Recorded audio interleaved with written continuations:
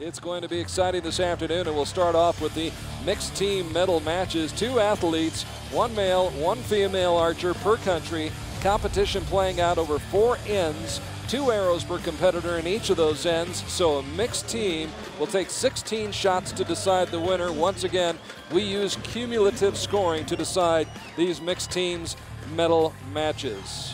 The first match, the bronze medal match. 4th-seeded Russia facing 2nd-seeded USA. And this is the team from Russia, which beat Costa Rica in the 1/8 round, Colombia in the quarterfinals, and then lost to France by 2. Albina LOGINOVA on the left, joined by her teammate Alexander DAMBAEV. So a very strong pair right there. And the 4th-seeded team from Russia taking on the 2nd-seeded team from the United States, which defeated Guatemala in the 1/8 round, Mexico in the quarterfinals, before losing to the Netherlands by 1 in the semifinals. So kind of a star-studded cast right here, I think, Nikki. Yeah, definitely. We've got some of the best archers in the world right now, and it's going to be a really interesting match. Experienced archers, experienced coaches. There's a good look at Erika and Rio. Erika Jones, who won a gold medal in the women's team competition this morning, and Rio Wilde, who won a gold medal in the men's team competition, now going for their 2nd gold medals of the day. Now in the first stage of our World Cup tour in Shanghai about 3 weeks ago, it was France winning the bronze medal. Pierre-Julien Deloche and Sophie Doremont defeating India. We will see Doremont and Deloche coming up in the next match, the gold medal match. But right now, it's the USA against Russia. Under cloudy skies here in Medellin, Colombia. Hopefully the rains will hold off. Although it does make things a little bit more interesting, doesn't it? It does indeed, like we saw in Shanghai. Nikki Hunt from Great Britain, compound archer for many years. Switched over to recurve. What did you say, 2010? Yeah, the end of 2010 I switched. Yep, nice. I don't think Erika's going to be switching. No, I think she's taking that compound for good. Erika Jones, number 1 in the world. Rio Wilde, number 2 in the world. On the men's side of the ledger, Rio with his first shot. Yep, Beck's right on top of her. Job. Putting them both just about the same spot on that target. And putting up the challenge for DAMBAEV and LOGINOVA. DAMBAEV, 6th in the world.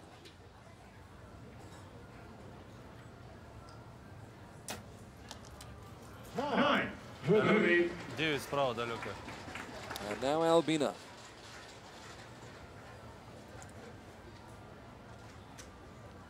The top-ranked female compound archer a year ago. Now ranked 5th. She starts off strong. These first couple of arrows, what's that like, that first shot of the day? I think it's just sort of settling into the environment. So if you've not been on the competition field already, your sight might be a little bit different from the practice field, and these guys are the first up this afternoon, so they might not have that experience. Erika just a little bit off. Strong shot, Rio.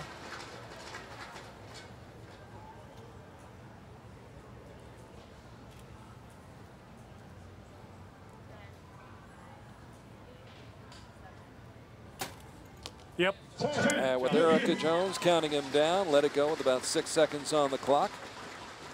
So that's 2 direct hits for Rio Wilde in the opening end.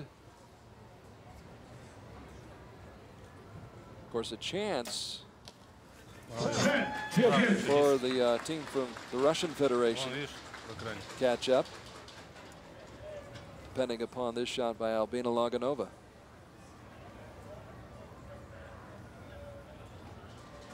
Captured a mixed team silver medal at the World Championships in Medellin, and we're tied at 39 after the first 4 shots. Yeah, a solid shot there from LOGINOVA, so we're all square. It's good to get that first end out of the way, I would imagine. Yeah, I think you're just coming on and you've probably got a bit of nerves going. That's natural, that's normal. If you're not nervous, then you probably shouldn't be here. You know, it's where to have them, but they'll be settling in nicely now. It is a big leap, though, to go from the field of play during the week with eliminations, qualifications, practice, and all of a sudden you're in this setting. It is completely different. Yeah, it is, and with the recurves tomorrow, they've got a day off today as well, so that can make things interesting too. Yeah, I would imagine that's an extra day to get nervous. It can be an extra day to have a think about things. You know, you go through the elimination process and you're on a roll and everything's good, and then you've got to wait 48 hours for your next match. So sometimes that can be off-putting, but sometimes it can be an advantage. So there's a good look at the scores. Both teams leaving just 1 point out there in that first end. They're tied up at 39 all. Interesting that this match has real Wilde in it, who currently is 5th in the World Cup rankings after Shanghai. Erika Jones is 6th in the women's standing. So we've got some of the archers who are in contention for Lausanne, at least after the opening stage in Shanghai. And there you get a good look at the clouds gathering above the field of play in El Parque Norte here in Colombia. Strong shot, Erika. Had good weather for this morning's team competition. Then the skies opened up during the lunch hour, and the sun has returned. Somebody turned off the faucet.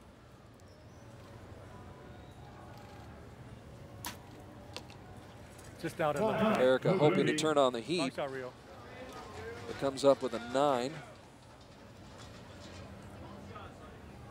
It's pretty still out there as well. Not much wind to speak of, is there?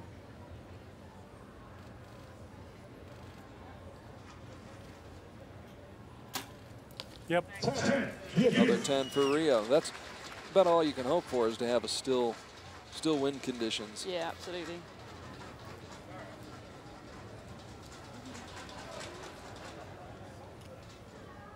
Perfect temperatures with that cloud cover.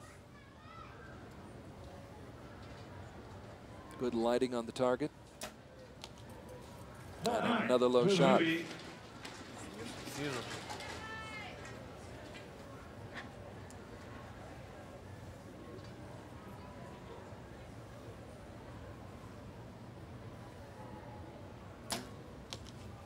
And a 9 for the bronze medalist at the World Cup final in Paris last fall. So a slight edge for Team USA here in the second end.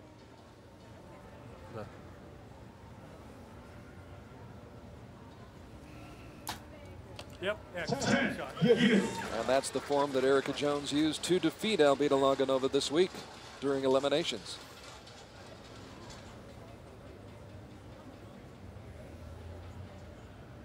Now back to Rio. Picked up a team gold medal in Wrocław last August. He's picked up 2 team gold medals so far here this season outdoors. Looking for his 3rd right now. So the USA finishes off with 3 straight 10s. And DAMBAEV needs a 10 to keep pace, as does Albina.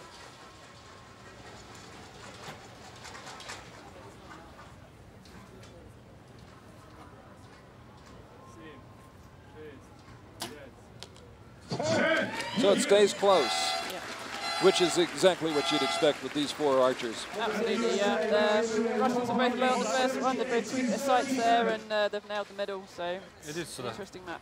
Does the pressure increase as the match goes on?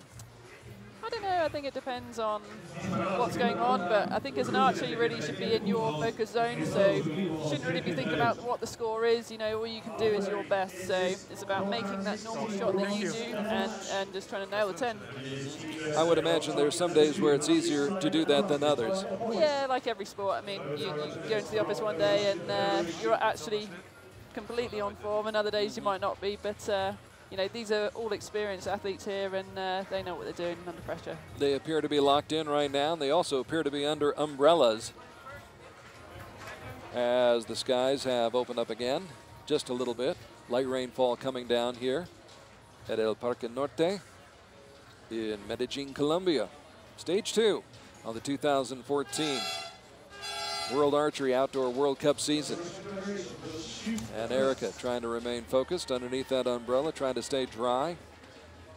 I would imagine keeping your equipment, your bow dry, is as important as you staying dry. Yeah, definitely. As we saw in Shanghai with Lopez's bow, you know, you don't want to get any water in the peep sight or anything like that, so keeping that dry is really, really important. So now you can see the rain coming down rather steadily, and through the rain, DAMBAEV drills it. Didn't seem to faze him, did it? Not one bit.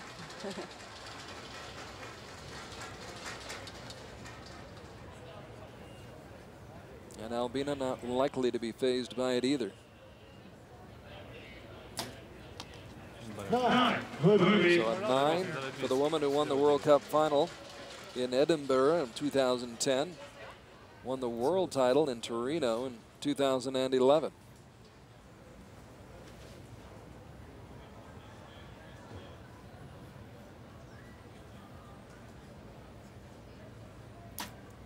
Yep.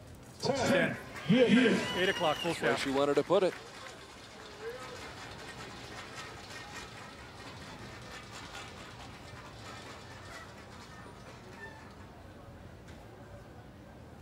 Rio's turn. Rio's had great success here in Colombia. Yep. And has some more. Another 10 for the man who picked up a pair of golds at the World Games in Cali last summer, right after winning the gold medal in Medellin, and a team silver. It's going to be interesting watching the clock on these last few arrows now. What a shot. Left Albina with about 23 seconds to get this final shot off, which should be enough. Albina's shooting with a trigger releaser. You see she's got a thumb on the actual barrel of the trigger, so she's squeezing that foot to go off.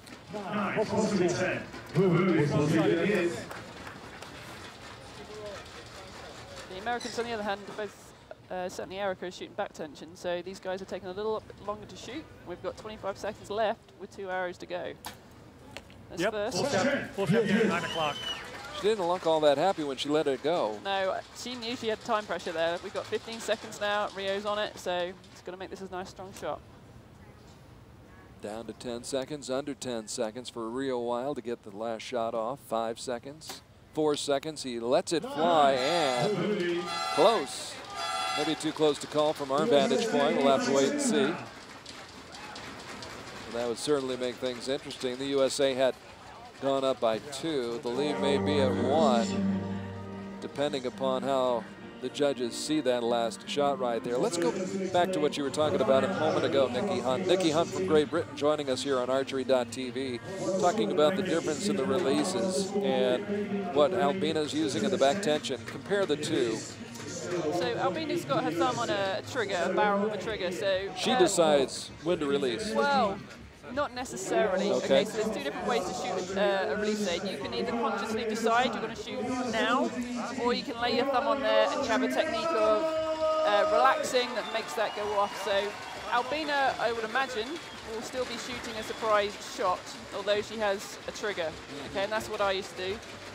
Erika will take off a safety on her back tension release, and then she will just pull, pull, pull, pull, pull. So she does nothing else more in her hand. It's more about the tension through her arms and her back more than her hands. And so once the bowstring has reached the point where it's supposed to release, it automatically releases, correct? yeah, it's a tension thing with the release head itself. So with the compound bow, you're on that wall. You're at a set distance with the bow. So it's the release aid changing either the angle or a pressure on the release aid, which makes it go off. And what would be the advantage, one over the other? Or is it just a personal preference? It's a personal preference, but I think it's nice to have the trigger because you have got that option. If you need to get a shot away, you can. Mm-hmm. Or bring it down. Yeah. Молодец. DAMBAEV down the middle. DAMBAEV, winner of an individual bronze and a mixed team silver medal in Poland last August. Really have to focus and concentrate right now. That's focus and concentration. 2 X's, very nice. Well done by Albina LOGINOVA, who has done it many, many times, as has Erika Jones. So we see Erika's thumbs come away from her barrel there, and now she's just pulling. So now it's on back tension. Yep. It works. Yep. Do a pocket shot. It's a bottom line business.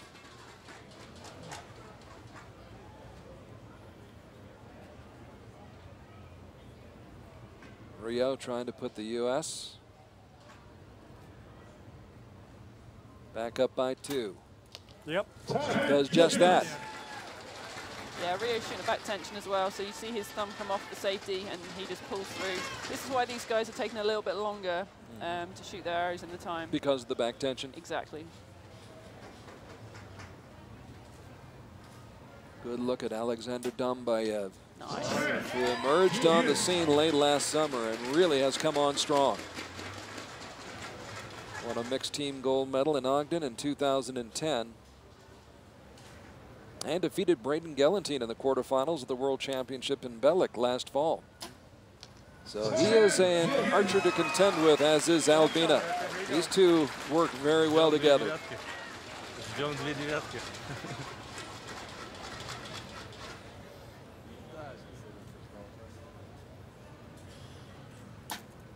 Yep. Erika's got it dialed in right now. Yep, that one went off really quickly, but it's a perfect shot. So again, Rio trying to maintain that 2-point edge for the United States through 3 ends. Yep. Got it.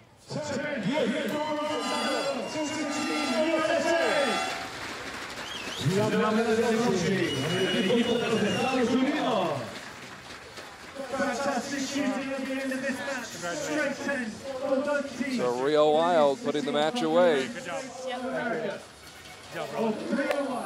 USA was tied with Russia at 39 after the first end, went up by 1 midway through the match, 2 after 3 ends, and then win by 2, 157 to 155.